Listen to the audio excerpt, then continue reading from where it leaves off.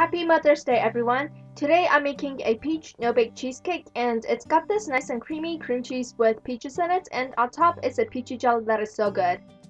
The first thing you're going to do is prep a 6-inch round cake pan.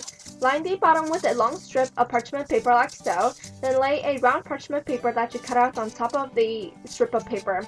This way I can remove the cake easily.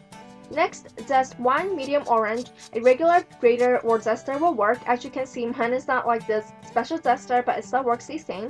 I actually zested half an orange here, but I'll zest more later. For the crust, you'll need 5 full sheets of graham crackers or 10 half sheets, which are squares. Break them up and put them into a blender or food processor. You want to blend for about 30 seconds or until they have a fine sandy texture, and you should end up with about a cup.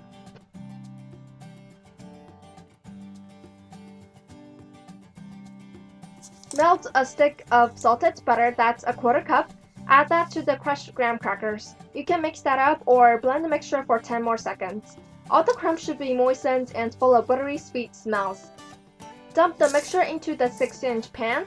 Spread the graham cracker crumbs and use the back of a measuring cup to firmly press the crumbs down so they stay together. And then let it chill in the fridge. Meanwhile, let's make the cheesecake filling. We're going to make the peach puree first. For this recipe, canned sliced peaches are better because there's no fuss.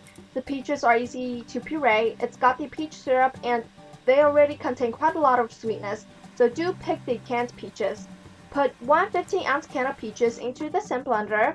Only put the peaches in and reserve the syrup in the can for later. Blend the peaches for a few 10 seconds and you should end up with about a cup, something like this. See 2 tablespoons of peach puree, you don't need it yet. Now you need a quarter cup of hot water and add a teaspoon and a half of gelatin powder, the kind that are sold in packages, and stir until the gelatin is dissolved and set it aside for a second. Now put 2/3 of the peach puree into a medium-sized pot, and with the other a third of the peach puree, add 4 teaspoons of either the peach syrup from the can or some warm water. Back to the peach puree that was in the pot. Turn on medium-low heat and adding the gelatin and water into the puree. Stir for a few seconds. And then add the diluted peach puree, the one that we add water to a third of the peach puree, into the mixture. So stir it all together really well. And now comes the cream cheese. So just add one package, that's 8 ounces of room temperature cream cheese, into the peach puree mixture. Break the cream cheese up, and at first you'll see that the mixture gets all lumpy and full of bits that doesn't look as good, but just keep on stirring on medium-low heat. Use the back of a wooden spoon or spatula to press the lumps against the side of the bowl like so. After a few minutes of stirring, switch to using a whisk. That'll help the lumps smooth out. As you can see, the mixture is starting to get smoother. It's important that you stir or whisk constantly so the mixture does not burn. After a total of 10 to 15 minutes, the cream cheese mixture will become really smooth and should have no lumps. The color also got lighter, and if you tasted it, it'll have this creamy, cheesy, and peachy taste. Now give the mixture a final stir with a spatula, and then take it off the stove. Now add the orange zest and stir it up. Next ingredient is 3/4 of a teaspoon of fresh lemon juice and a teaspoon of white granulated sugar. The sugar is optional since canned peaches are already really sweet, but it is up to you. And the most important ingredient is good quality pure vanilla extract. It's 3/4 of a teaspoon and a stir, stir, stir. I decided to add more orange zest, the zest of the whole orange, because why not? I love the scent and flavor these orange zests yield in this recipe because it really elevates the cheesecake's flavor and makes everything feel lighter. Besides, zesting orange is a pleasure to do and the smell is just fantastic. And then stir everything up really well, and then bring the pot back to the stovetop and cook for another few minutes on medium-low heat, stirring constantly. That way, the mixture will get smoother and the sugar can have a chance to dissolve. Now this step is optional, but I felt like adding 2 teaspoons of peach syrup. I thought the mixture was a bit thick and needed just a tad of peach flavor, but this is totally unnecessary. Lastly, turn off the heat and add in 5 slices of peaches that have been chopped into smaller pieces. Here you can use fresh or canned peaches. Stir that around and then the cream cheese mixture is done. Pour the mixture into the chilled graham cracker crust and then bang the pan on the countertop a few times and then put it into the fridge again to let the cheesecake set for at least 2 hours. And when you touch it, it should be set. After 2 hours, make the top layer of the cheesecake, which is peach puree jelly. Combine the 2 tablespoons of peach puree we saved earlier, remember, and add half a cup of the syrup from the canned peaches. That way we don't waste any of that deliciousness. Then dissolve a teaspoon of powdered gelatin into 3 tablespoons of hot water and stir it well.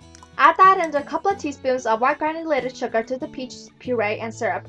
And then microwave the mixture for 45 seconds, and the mixture should be smooth and the gelatin should have dissolved.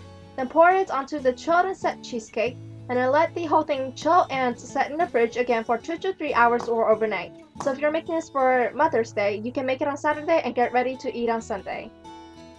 So here is my finished peach cheesecake. I was so excited. Okay, so what you want to do is use a thin knife and kind of scrape the sides so you can remove the cake.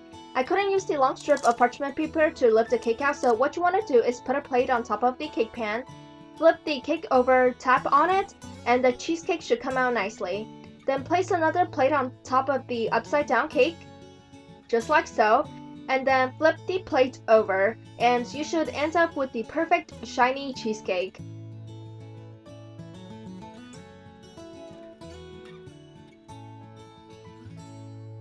Ta-da! I couldn't wait to try this. And you can garnish with a fresh mint leaf on top. And now just enjoy! When you slice into the cheesecake, you'll see all these chunks of peaches all around. I had one slice for me and the other for my mom for Mother's Day. I actually made this cheesecake because I want to thank her for all the food she had made for me, and I want to make this cheesecake with all my effort. All the work was worth it, and the cheesecake was really good. The jelly on the top was jiggly, soft, and jello-y, and then you seep into that delicious cream cheese layer. It's not too thick, just enough creaminess. It's refreshing, it's light, it's full of peachy goodness, and it's super delightful, I gotta tell ya. It's really good. You also get a chock full of peach bites, which makes this cheesecake even better. I also love the orange zest in there. I wonder if you can see the specks of orange zest. And then you get to this really soft, buttery, and mellow feel of the graham cracker crust. I just love everything in this cheesecake. It's definitely a must-try recipe. So yeah, this cheesecake is perfect for any occasions. Oh, and in case you haven't noticed, this cheesecake is a no-bake dessert. I didn't use any eggs or heavy cream, only a few simple ingredients, so it doesn't have that too thick, rich, and heavy feel. So make this and allow yourself to indulge in this cheesecake.